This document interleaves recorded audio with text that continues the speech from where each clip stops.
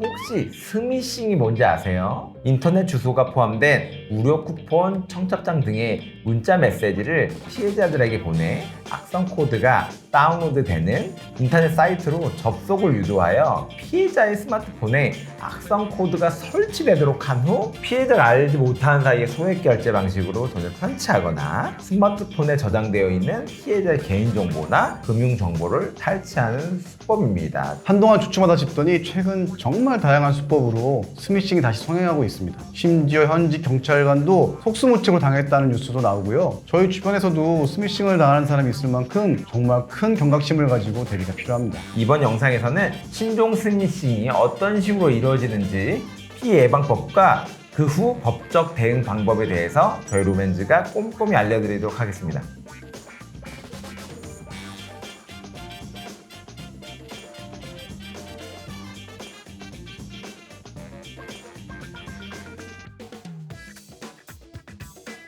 스미싱? 에이, 그런 걸 요즘 누가 당해 싶을 수도 있는데 정말 쉽게 당해요. 그리고 이걸 가볍게 봐서는 안 됩니다. 예전에는 택배에 관련된 내용으로 문자가 와서 그걸 눌러보면 바로 털리는 구조였는데 요즘 스미싱 문자 내용은 부고 문자처럼 둔갑해서 와요. 스미싱은 잘 몰라서, 아님 멍청해서 당한 게 아닙니다. 잘 아는 사람에게 부고 문자가 왔는데 그걸 안 클릭해 볼 수가 없잖아요.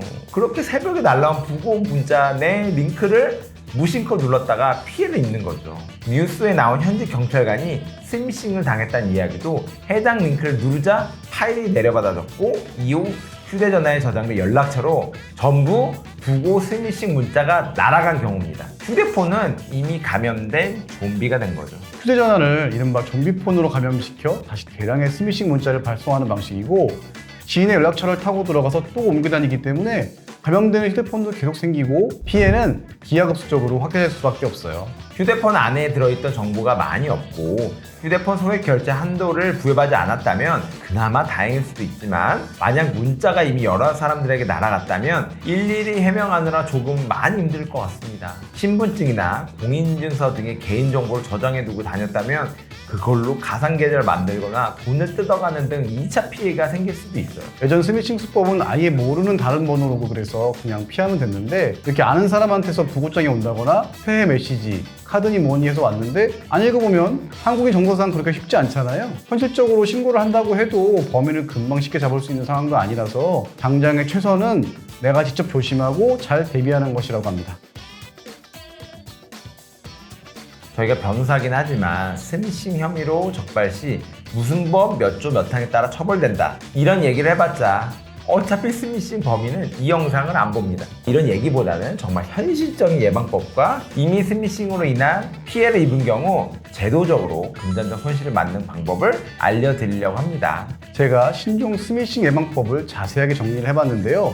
가장 중요한 것은 출처가 확인되지 않은 문자 메시지의 인터넷 주소는 절대 클릭하시면 안 됩니다. 만약 지인 연락처로 부고장이 왔다, 청첩장이 왔다 이러면 전화를 하는 게 훨씬 낫습니다. 그리고 미확인 앱이 함부로 설치되지 않도록 스마트폰의 보안 설정을 강화하고 꼭 필요한 것이 아니라면 휴대폰 소액 결제는 원천적으로 차단하거나 한도를 높게 설정하지 않는 게 좋습니다. 저도 곁들여서 설명을 드리자면 스마트폰용 백신 프로그램을 사전에 미리 설치해 두는 게 좋고요. 무슨 어플을 다운받아야 할 때면 인터넷에서 직접 받지 마시고 구글, 애플 등의 공인된 플랫폼에서 다운로드 받으시면 됩니다. 보안 강화, 업데이트 명목으로 금융정보를 요구하는 경우 절대 입력하시면 안 됩니다. 특히 스마트폰 잘 모르실 수도 있는 부모님을 위해서 자녀분들이 부모님께 잘 알려드려야 돼요. 유출된 신분증과 인증서 등은 재발급을 받으면 운전면허의 경우 면허번호가 변경되고 주민등록증은 발급일이 변경되기 때문에 이미 유출된 정보로는 사용이 못합니다. 만약 금전적 피해를 입은 건 아니지만 개인정보가 유출돼서 그 부분이 걱정된다면 은행을 방문하거나 금융감독원 개인정보 노출자 사고 예방 시스템 사이트들을 통해서 개인정보 노출 사실을 등록하면 은행권에서 그 내용을 공유하기 때문에 신분 확인이 강화되어 안심할 수 있습니다. 비밀번호 변경도 필수입니다. 그리고 사실 많은 분들이 걱정하는 부분이 뭐냐면 내가 스미싱 피해를 입었을 때 돈을 뜯길 수도 있고 그러잖아요. 스미싱에 걸려서 소액 결제도 큰 돈이 빠져나갔을 경우 법적으로 무슨 방법이 있을까요?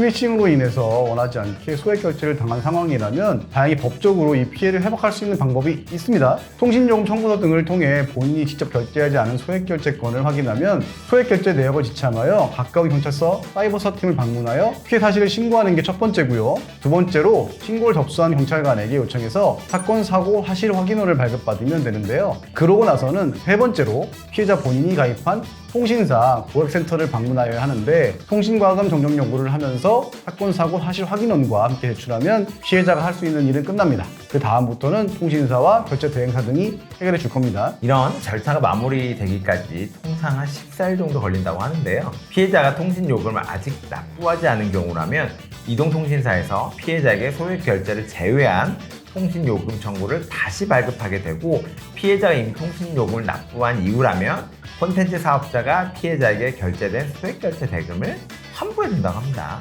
스미싱으로 피해를 입으신 경우 절대 포기하고 그냥 넘어가지 마시고 꼭 경찰서에 신고하시고 안내에 따라 적절한 대응해 주시면 됩니다.